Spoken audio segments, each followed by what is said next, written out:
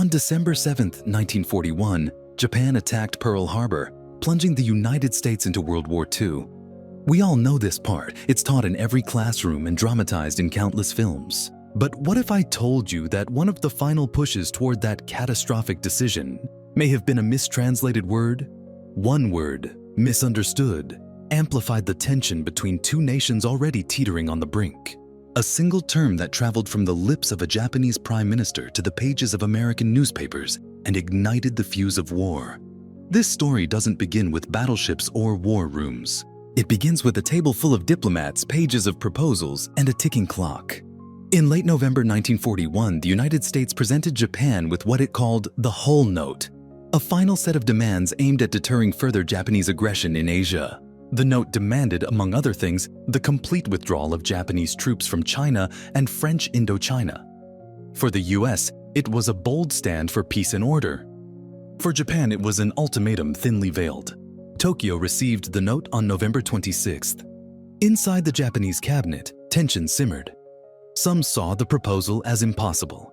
Others, especially Prime Minister Hideki Tojo, viewed it as an insult. But they couldn't respond with immediate aggression. Japan needed time to prepare. So while the gears of war turned behind the scenes, the official stance required careful words. Publicly, they had to appear diplomatic. On November 30th, Prime Minister Tojo held a press conference. A reporter asked how Japan would respond to the American demands. His answer was one word, Mokusatsu. And here is where everything begins to unravel. The term Mokusatsu is complex. It comes from two kanji, moku meaning silence, and satsu meaning kill or ignore. It can mean no comment, but it can also mean treat with silent contempt. In diplomatic terms, the difference is enormous. Imagine you're on the edge of a cliff. No comment means you're thinking about stepping back. Treat with contempt means you've already jumped. Japanese newspapers interpreted Tojo's response in a soft tone. They read it as an intentional delay. But when the word was translated into English for American officials and media, the tone shifted dramatically. The Japanese government had, according to the translations, ignored and rejected the American proposal. It was interpreted not as diplomatic pause, but as belligerence. In Washington, the message landed like a hammer. Diplomats and military strategists, already skeptical of Japan's sincerity, now saw confirmation of their worst fears. Japan was not negotiating. Japan was stalling and preparing for something far worse. But was that actually true? That's the mystery we're about to unravel. Because if Mokusatsu had been interpreted differently, if the nuance had been preserved, would the US have reacted with the same urgency and suspicion? Would they have expected an attack or held out for further diplomacy? And more importantly, would Pearl Harbor have happened when it did? Let's go back and look closely at the decision makers, the telegrams, and the true meaning behind a single word that helped tip the world into war. To understand how one misunderstood word could shape the course of a world war, we need to step into the minds of the people who were making impossible decisions under unbearable pressure. In the fall of 1941, the United States and Japan were locked in a diplomatic standoff. Japan had already occupied parts of China and French Indochina, and the US, alarmed by this expansion, had imposed harsh economic sanctions. Most damaging of all, they froze Japanese assets and cut off oil exports, oil that powered Japan's navy, factories, and ambitions. Tokyo viewed this not as a warning, but as a stranglehold. Behind closed doors, Japanese leaders debated their next move. Could they find a way to reverse the sanctions through diplomacy? Or would they be forced to secure their future by force, through war? In Washington, meanwhile, US officials tried to hold firm. They wanted to avoid open conflict but believed that giving in to Japan's demands would embolden further aggression. Both sides talked of peace, but neither wanted to appear weak. Then came the Hull Note. It was blunt. It demanded that Japan withdraw from China and Indochina and renounce any expansionist aims. U.S. Secretary of State Cordell Hull hoped this would be the final diplomatic lever. But from the Japanese perspective, the note was a dead end. It demanded too much and offered too little. Japan's leadership was divided. Some pushed for continued negotiation. Others, especially within the military, saw the note as an ultimatum and justification for war. Amid this tension, Japanese Prime Minister Hideki Tojo found himself trying to play two roles at once: the face of diplomacy and the architect of military readiness. He needed to buy time. Japan's navy was already moving toward Hawaii. But if the United States suspected anything, the element of surprise would be lost. So every word mattered. Every public statement had to walk a fine line. That's when Tojo uttered the word that would change everything: Mokusatsu. It was a calculated choice meant to delay. He didn't say Japan accepted or rejected the hull note.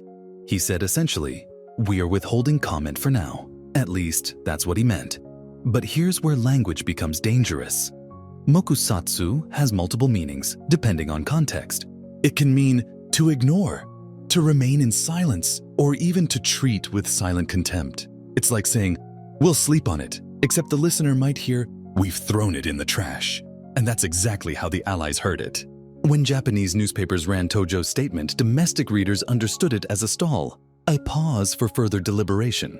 But the Western press interpreted it as defiance. The official English translation framed it as a flat-out rejection of the American proposal. That subtle shift turned Japan's silence into provocation. It painted Tojo as a man unwilling to engage, as someone who was buying time not for negotiation but for war. And in a way, he was. But the misinterpretation of Mokusatsu added fuel to a fire already burning beneath the surface. It confirmed the worst suspicions in Washington. President Roosevelt's advisors, already wary of Japan's sincerity, now believed diplomacy had failed entirely. That Japan wasn't hesitating, it was mocking them. Could clearer communication have changed the outcome? It's impossible to know. But it's worth considering that in those final days before Pearl Harbor, a single word, translated without nuance, may have closed the door on peace just as surely as any military decision. Because in high-stakes diplomacy, language isn't just a tool, it's a weapon. And sometimes it misfires. While the word Mokusatsu simmered in diplomatic confusion, events were accelerating beneath the surface. The Japanese Imperial Navy had already set its course for Pearl Harbor days before the hull note even arrived. In Tokyo, the final approval for the attack had been given. The war machine was in motion. But here's the critical twist. Even as their carriers sailed across the Pacific, Japan's leadership still hoped diplomacy might work. There was still a chance, however slim, to call everything off. That slim chance hinged on what the Americans would do next. And that brings us back to the translation. When the statement containing Mokusatsu was picked up by international news agencies, American newspapers framed it bluntly. Japan had rejected the peace proposal with scorn. Headlines didn't say Japan is still considering or Japan delays response. They said Japan snubs US note. The tone was interpreted as final, defiant, arrogant. The result was psychological. Washington's hope for diplomacy dimmed.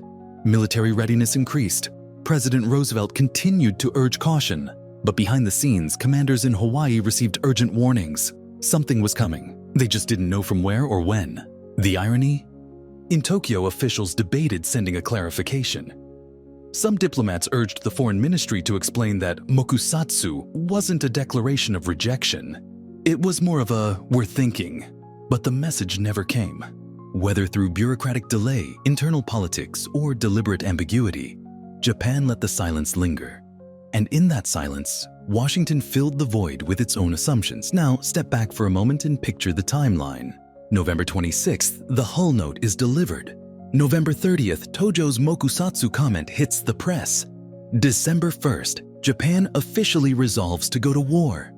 December 6th, Roosevelt sends a last-minute personal appeal to Emperor Hirohito asking for peace.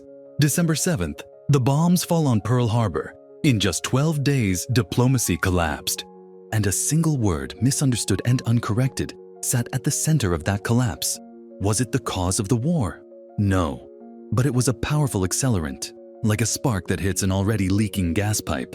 The war was likely, perhaps even inevitable. But this tiny detail, this mistranslation, helped lock the door to alternatives. It closed the window on delay. And it made everything that followed feel not like tragedy, but inevitability.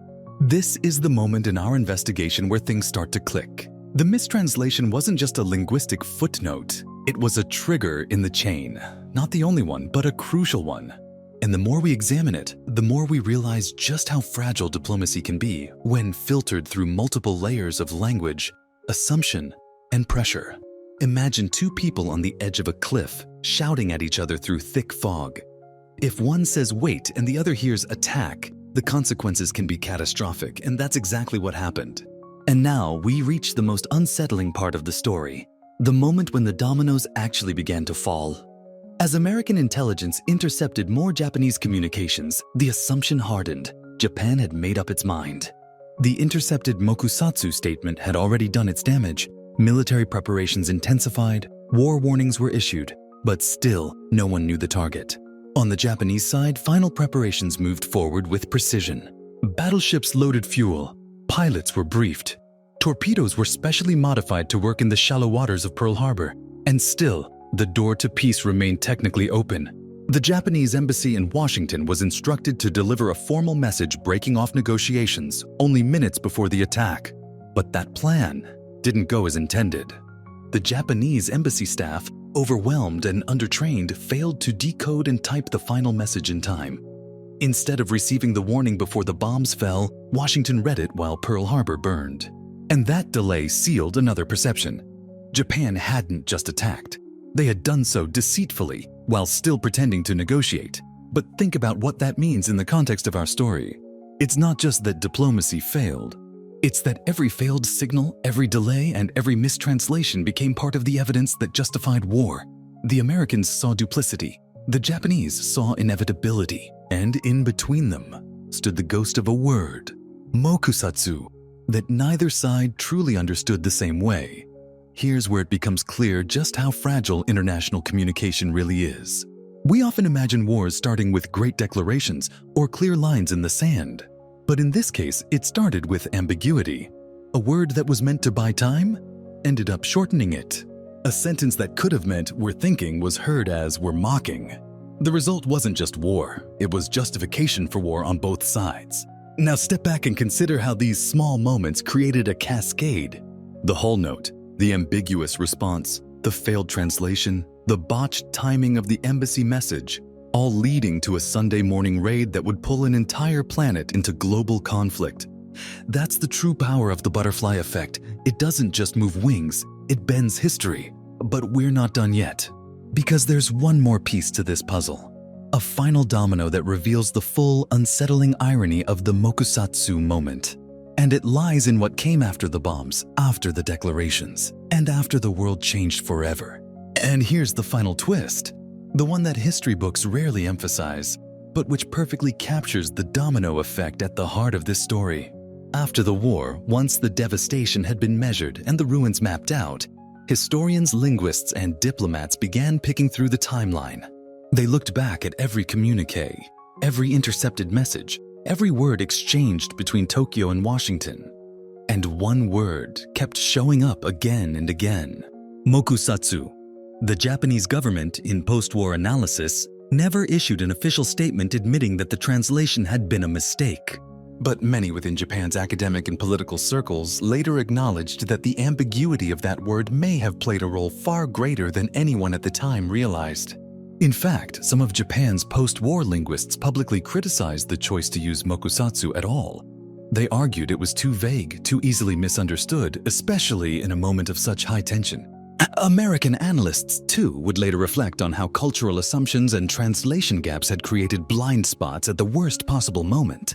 A single word, used without clarification, had helped accelerate a global war. And here's where the eureka moment hits us. We like to think that history turns on bold decisions, on declarations, invasions, revolutions. But sometimes it turns on silence, on pauses, on words that were chosen without thinking they'd be remembered. The story of Mokusatsu isn't just about linguistics. It's about the terrifying power of miscommunication when the stakes are life and death. Imagine a courtroom where the jury misunderstands the defendant's answer, or a heart monitor that beeps in Morse code and the nurse reads it wrong. History is full of fragile threads, and when those threads snap, the results can be catastrophic. But unlike physics or engineering, where failure usually reveals the flaw, in diplomacy, the cracks are often invisible until it's too late. So what do we take away from this? First, that language is never neutral. Every word carries weight, especially when nations are watching. Second, that the biggest explosions in history can come not from what was said, but from what was assumed. And finally, that we as humans are still incredibly vulnerable to the oldest problem in the book, thinking we understood when we really didn't. Next time you hear a vague statement in a tense negotiation, think of Mokusatsu. Think of the warships already sailing, the messages mistyped, the delay that turned into disaster. And remember, sometimes history isn't written by the victors. It's mistranslated by accident. If stories like this help you see the hidden gears of history in motion, make sure to like this video, share it with someone who loves unraveling the past, and subscribe to the Domino Effect, where we decode the small moments that changed everything.